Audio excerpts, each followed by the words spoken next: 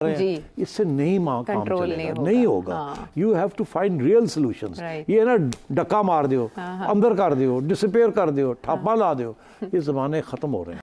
तो इसका मतलब है अब खिसियानी बिल्ली खंबा नोच रही है, इसके अलावा कुछ बचा ही नहीं आपके पास। शरीफी वो कॉन्टिन्यूअली मैसेजिंग कर रहे हैं भारत को, हम बात करना चाहते हैं, बात करना चाहते हैं, बात करना चाहते हैं। वो कह रहे हैं हम नहीं बात करना चाहते। देखिए, मुल्क एक दूसरे को चांस देते हैं।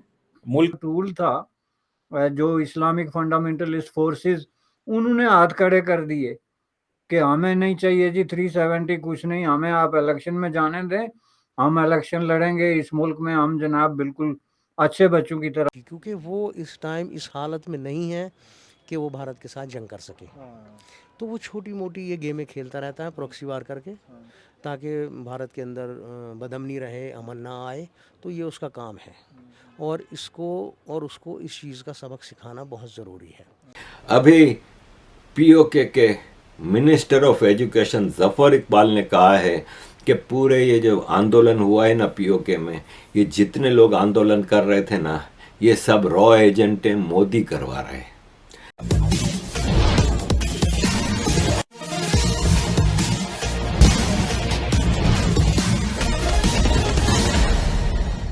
पाक की खुफिया एजेंसी आईएसआई अभी भी पाक के आतंकियों को भारत में घुसाने की कोशिश करती है, लेकिन एक आतंकी ने यह खुलासा किया है कि अब भारत की तरफ देखने से भी डर लगता है, क्योंकि इंडियन आर्मी का एक ही सेट फार्मूला है ऊपर पहुंचाना। और यह हकीकत में हमें देखने को भी मिल रहा है कि भारत में आतंकी कार्रवाइयों में कमी आई है। आगे की कहानी सुनते हैं। शरीफी वो कॉन्टिन्यूअली मैसेजिंग कर रहे हैं भारत को, हम बात करना चाहते हैं, बात करना चाहते हैं, बात करना चाहते हैं। वो कह रहे हैं हम नहीं बात करना चाहते। देखिए, मुल्क एक दूसरे को चांस देते हैं। टूल था जो इस्लामिक फंडामेंटलिस्ट फोर्सेस, उन्होंने हाथ खड़े कर दिए कि हमें नहीं चाहिए जी 370 कुछ नहीं, हमें आप इलेक्शन में जाने दें, हम इलेक्शन लड़ेंगे इस मुल्क में, हम जनाब बिल्कुल अच्छे बच्चों की तरह रहेंगे। आपके जो बड़े बड़े कॉन्फ्रेंस हैं और हुर्रियत कॉन्फ्रेंस हैं और पता नहीं कौन कौन से प्रॉक्सीज जो आपने क्रिएट की हुई थी, उन्होंने इलेक्शन को जस्टिफाई कर दिया। और प्रैक्टिकली इंडिया की कश्मीर के हवाले से जो इलेक्शन की तारीख है, उसमें सबसे ज़्यादा पार्टिसिपेशन इस इलेक्शन में कश्मीर वैली की तरफ से हो रही है। तो आपने इधर से गन बादस्तूर तानी हुई है, आपकी गन का ना रुख बदला, ना उसकी कोई शिद्दत में कमी आई।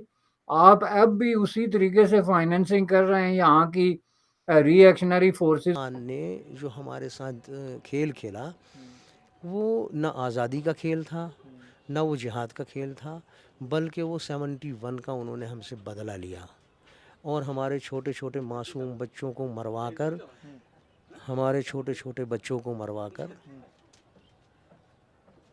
इंडिया से बदला लेने की कोशिश की, क्योंकि वो इस टाइम इस हालत में नहीं है कि वो भारत के साथ जंग कर सके। तो वो छोटी मोटी ये गेमें खेलता रहता है प्रॉक्सी वार करके, ताकि भारत के अंदर बदअमनी रहे, अमन ना आए। तो ये उसका काम है और इसको और उसको इस चीज़ का सबक सिखाना बहुत ज़रूरी है। आप देख सकते हैं कि पीओजे के जो है, पाक ऑक्यूपाइड कश्मीर जो है, वहाँ पर अभी 4 दिन पहले 40 लोगों को कत्ल कर दिया गया सड़क के ऊपर। बिल्कुल। और उनसे हमारी बात भी हुई, वहाँ पर भी हमारे यार दोस्त हैं जो कहते हैं यार कि आपने तो स्मार्ट सिटी बना लिया, हम तो 72 रुपये पर यूनिट बिजली बिल दे रहे हैं, हम तो यहाँ मुसीबत में लगे हुए हैं, मुसीबत हमारी पीछे पड़ी हुई है। कोई ऐसा काम करें आप कि जिससे हम भी यहाँ से छूट कर आपके साथ मिल जाएं। आप ये यकीन कीजिएगा, मैं आपको 1-2 नंबर दूंगा, आप उनसे बात कीजिएगा। वो चाहते हैं कि हमें किसी तरह पाकिस्तान से छुटकारा मिले। अभी पीओके के minister of education Zafar Iqbal ने कहा है कि पूरे ये जो आंदोलन हुआ है ना पीओके में, ये जितने लोग आंदोलन कर रहे थे ना, ये सब रॉ एजेंट हैं, मोदी करवा रहे हैं। अब इनसे मैं ये पूछता हूँ कि अगर ये रॉ एजेंट हैं और मोदी करवा रहे, तो ये तो पूरा कश्मीर ही खड़ा था ना भाई। पूरे कश्मीर के हर ज़िले से लाखों लोग आके मुजफ्फराबाद में खड़े हो गए थे, तो इसका मतलब पूरा पीओके रॉ एजेंट है। अस्सलाम वालेकुम। प्रोग्राम आपकी आवाज़ के साथ मैं हूँ आपका मेज़बान मोहम्मद वसीम। नाज़रीन, आज़ाद कश्मीर के वज़ीर तालीम कालजीज़ ज़फ़र इकबाल मलिक ने एक तकरीब से ख़िताब करते हुए कश्मीरी कौम को इंडियन एजेंट करार दे दिया है।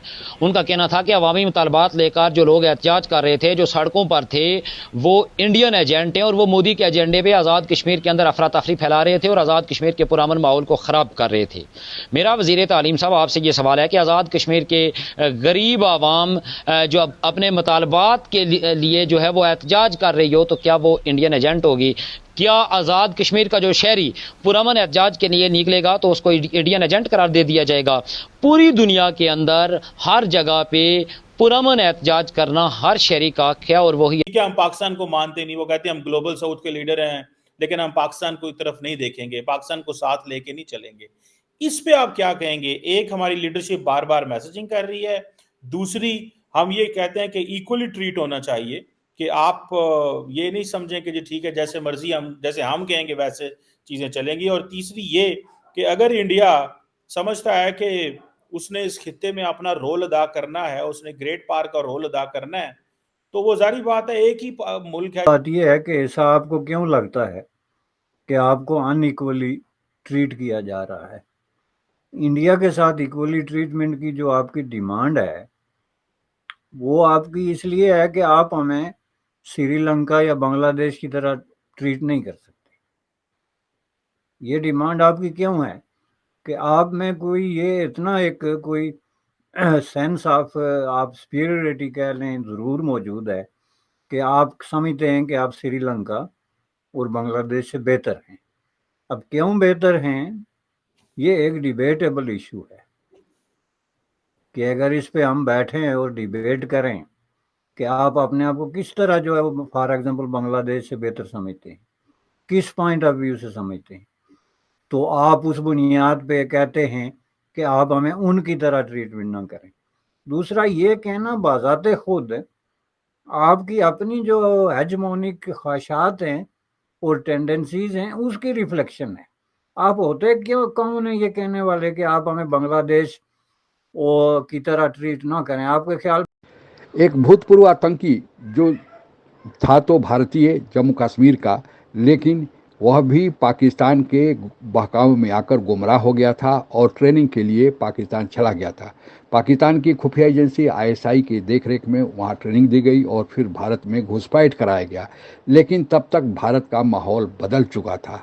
अब भारतीय सेना की पकड़ जम्मू कश्मीर में बहुत तगड़ी हो गई थी और 370 और 75 ये हटने के बाद तो फिर भारतीय सेना ने आतंकियों के खिलाफ तांडव ही मचा दिया। और इसीलिए वह कहता है कि अब भारत न केवल आतंकियों को ऊपर पहुंचा रहा है, बल्कि भारत में जो विकास की लहर दौड़ पड़ी है उसके चलते भी अब जो आतंकी POK गिलगित बल्तिस्तान या अन्य इलाके में हैं वे हमेशा हमारे संपर्क में रहते हैं और उन्हें पता चलता है कि भारत में किस प्रकार की प्रगति हो रही है, किस प्रकार के यहाँ के नौजवानों को रोज़गार दिया जा रहा है। तब उन्हें समझ में आ रहा है कि इस्लामी जिहाद का कोई मतलब नहीं, बेमौत मारे भी जाएंगे और कुछ मिलेगा भी नहीं, क्योंकि जितनी भी ब्रेन वॉशिंग इन जिहादियों को की जाती है ISI द्वारा और उनके ट्रेनर द्वारा, दरअसल सब एक भुलावा और छलावा है। आज के लिए बस इतना ही। जय हिंद। आप अगर हमसे जुड़ा रहना चाहते हैं तो कृपया मेरे चैनल को सब्सक्राइब करें तथा बेल आइकन भी दबा दें ताकि नई वीडियो की जानकारी तुरंत आप तक पहुंच जाए। धन्यवाद। जय हिंद।